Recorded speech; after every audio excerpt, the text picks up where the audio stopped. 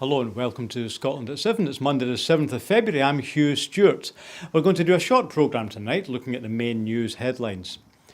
First of all, Boris Johnson is not a complete clown. Boris Johnson is not a complete clown according to his new communications director. He said this as he revealed that the Prime Minister initiated a defiant rendition of Gloria Gaynor's "I Will Survive" when the pair met last week. Days after being appointed Number 10's chief spin doctor following a clear-out of aides over the Partygate scandal, Gito Hari said that the government would be more focused on delivery with a beefed-up team of staff who were more experienced and less ideological.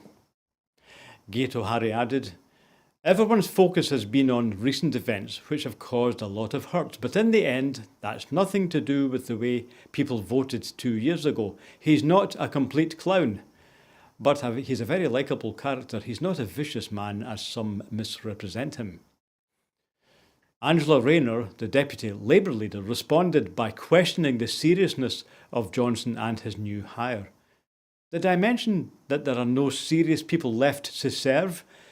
They think it's all just one big joke, don't they?" she said. On Sunday, Harry said that he was joining a grown-up and a pragmatic operation. A Downing Street spokesperson would not comment and denied that there was would not comment on that story, but said that there was no conflict in the role with Gito Hari's previous work for Hawthorne Advisors, a lobbying firm founded by the Tory co-chair Ben Elliott that counts the Chinese tech firm Huawei as a client.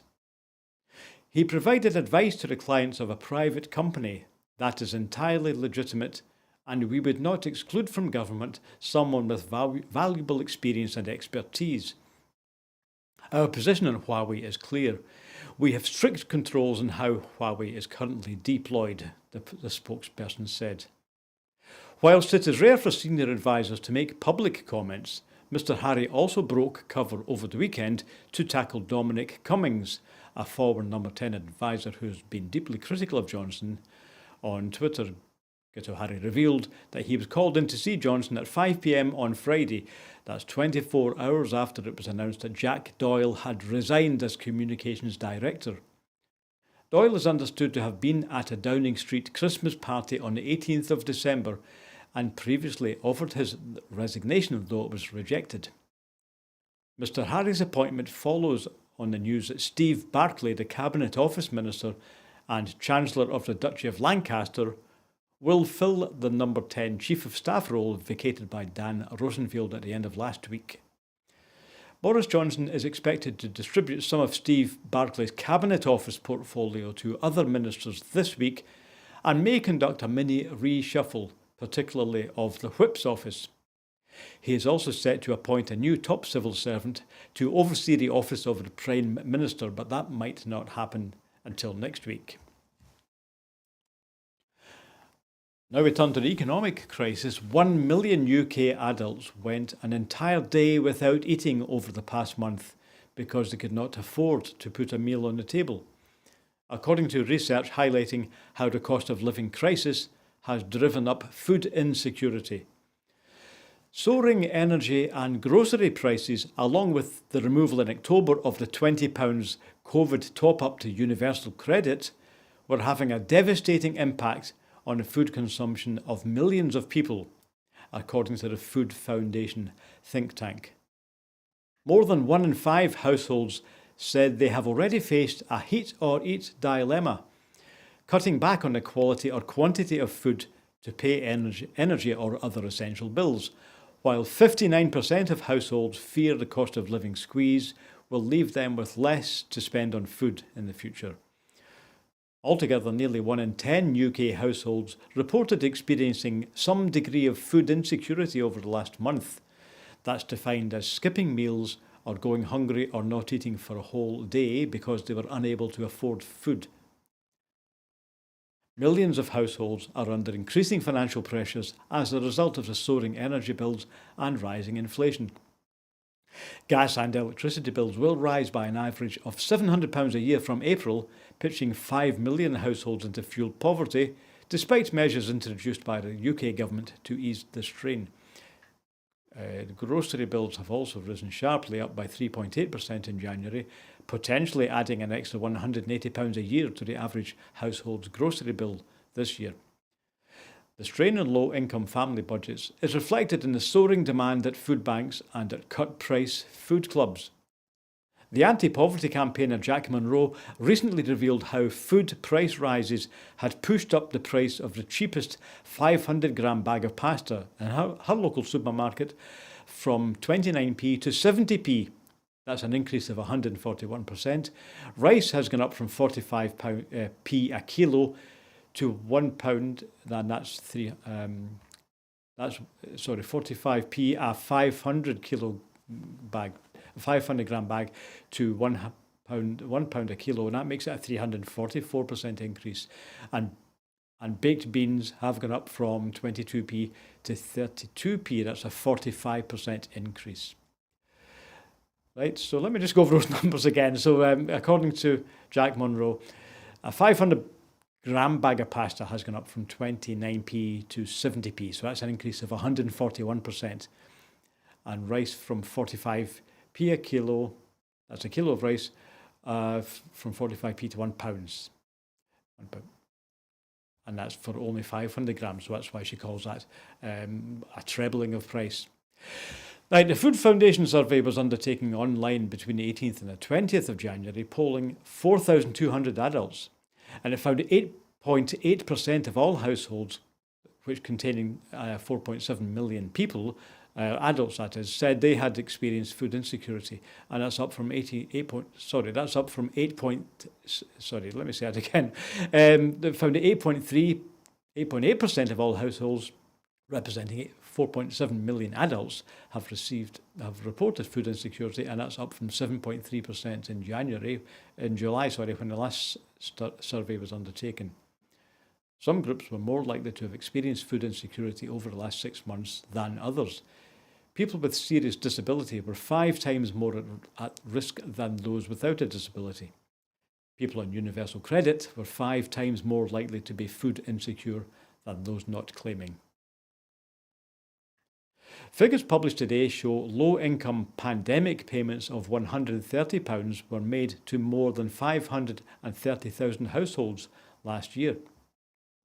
In addition, more than 143,000 school-aged children received the Scottish Child Payment bridging payments. That's up to December 21, with £520 paid to qualifying families in 4 instalments throughout 2021. The one-off low-income pandemic payments were made, totalling £69.95 million, with bridging payments at £76.7 million, more than £145 million combined with the one-off payment of £130 paid by local authorities to households in receipt of council tax reduction, as well as other households who are exempt from council tax. The Scottish Child Payment bridging payments consist of 4 payments per year in 21 and 22. Eligible families receive a payment of £100 each at Easter and in summer of 2021, and also £160 each in the autumn and winter. In this year of 2022, 4 equal payments of £130 will be made to eligible families at Easter, summer, autumn and winter to broadly align with the start of school holidays. Social Justice Secretary Shona Robertson welcomed the payment, saying, "We know that many families experienced financial struggles due to the pandemic, whether through lost earnings, increased costs, or needing to run their heating more often. I am pleased that we've been able to help such a significant number of low-income households. This shows our commitment to help those who need it most, and that will continue as we now combat the cost of living crisis. This will include continuing to deliver bridging payments in 2022, ahead of extending our Scottish Child Payment to under 16s and doubling the payment to £20 per child per week from this April." That's in the April budget. Okay, turning now to electricity supply. We hear that the National Grid ESO has, for the first time, awarded a contract to an offshore wind farm to help keep voltage levels in the power network stable. they announced today. The transmission assets of the Dogger Bank C offshore wind farm will provide 200 megavolt amps of reactive power, that's MVA, which will be used to maintain network stability for a 10-year period starting from 2024, the National Grid said. This will help to stabilise voltage on the grid in the northeast of England after the expected closure of the Hartlepool nuclear power station in March 24. The reactive power capability is vital for maintaining voltage and being able to operate a zero-carbon system in the future, Julian Leslie, head of networks at the National Grid ESO, said in a statement. We're excited to see that an offshore wind farm's transmission asset will deliver reactive power to support the wider network for the first time in the UK. The Dogger Bank C wind farm off the north-east coast of England has an installed capacity of 1.2 gigawatts. Its stakeholders are SSE Renewables, Norway's Equinor and Italy's Eni. In West Yorkshire, the National Grid has selected National Grid Electricity Transmission, that's NGET, to help manage voltage for 10 years, also from 2024, by providing 500 MVAs, that's 500 megawatt amperes. Okay. President Emmanuel Macron has said he does not believe in spontaneous miracles as he arrives in Moscow today for talks with Vladimir Putin.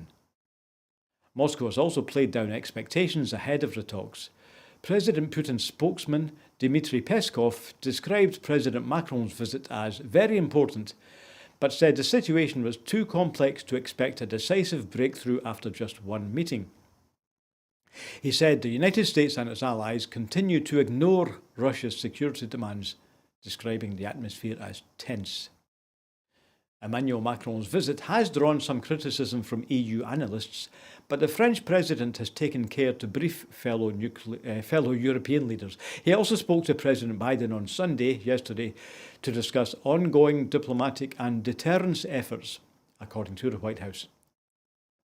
Germany's Foreign Minister Annalena Baerbock is due to hold talks in Kiev with her opposite number Dmytro Kuleba, where she is likely to face calls to lift an export ban on weapons.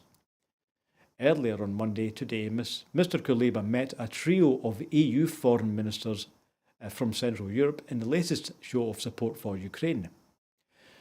Debate continues to run on if and when Russia will launch an attack on Ukraine.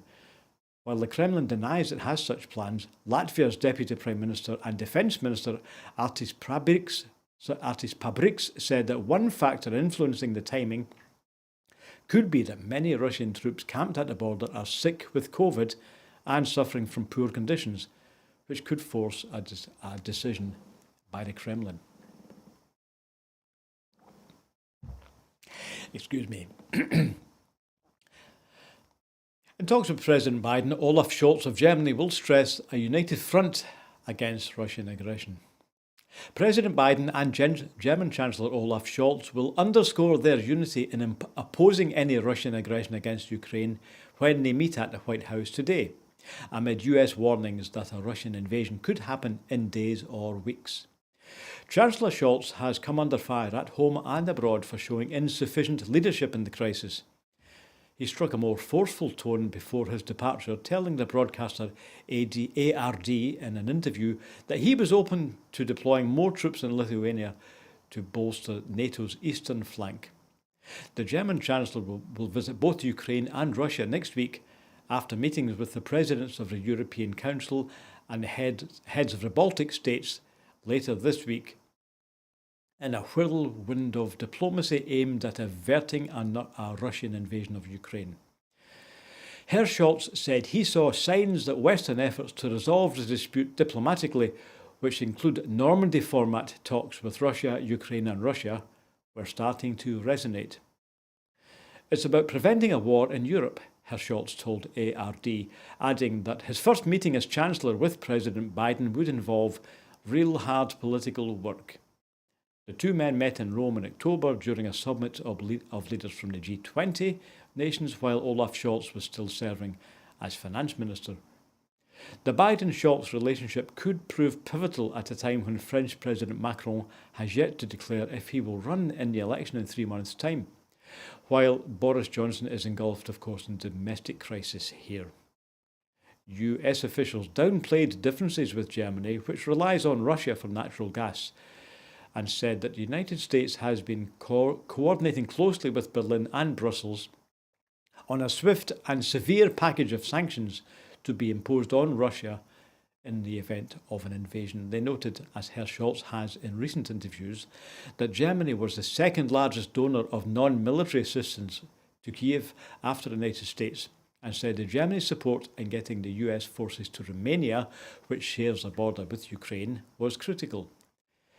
Details of the sanctions package are still being finalised, but banning Russia from the SWIFT financial transactions system remains an option, a senior US official said. President Biden is a long-time opponent of the Nord Stream 2 gas pipeline connecting Russia and Germany, and he's expected to make clear the US position that the pipeline will not move forward if Russia makes any incursion into Ukraine. Germany relies on Russian gas for half its needs, but has delayed approval of the pipeline until at least the second half of this year, 2022, although they have so far refused to cancel the nearly completed project. Herr Scholz and President Biden will discuss Germany's agenda for its leadership of a group of 7 rich nations this year, their support for Western Balkan countries, and working to coordinate bilateral and multilateral responses to China's non-market economic practices and human rights abuses, US officials said. Ottawa declares a state of emergency. The Mayor of Ottawa has declared a state of emergency in the Canadian capital following a week-long protest by truck drivers over COVID-19 restrictions, which has gridlocked the city centre and sparked allegations of interference in domestic affairs by groups from the United States.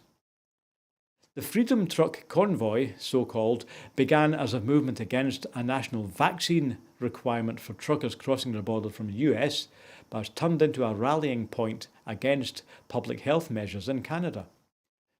The Ottawa Mayor Jim Watson vowed to get the city back from the protesters and said the emergency declaration highlighted the need for support from other jurisdictions and levels of government. The protesters were behaving insensitively by continually blaring horns and sirens, setting off fireworks and turning it into a party, he said. Clearly we are outnumbered and we are losing the battle. This has to be reversed. The state of emergency gives the city additional powers around procurement and how it delivers services, which could help it purchase equipment required by frontline workers and first responders. The protests have drawn in US groups opposing COVID-19 restrictions and prominent Republican figures, including Florida's Governor Ron DeSantis, seen as a potential presidential contender in 2024, and Donald Trump, who called the Prime Minister Justin Trudeau a far-left lunatic who had destroyed Canada with insane COVID mandates. On Sunday, Bruce Heyman, a US ambassador under President Barack Obama, said this interference had to end. Police in Ottawa announced that anyone attempting to bring support to the blockade, including gas, could be arrested. Overnight, demonstrators exhibited extremely disruptive and unlawful behaviour, which presented risks to public safety and unaccountable distress for Ottawa residents, according to a news release on the Ottawa Police website. The growing crackdown in Ottawa came as protests spread to other cities over the weekend, including Toronto, Edmonton, Halifax, and Vancouver.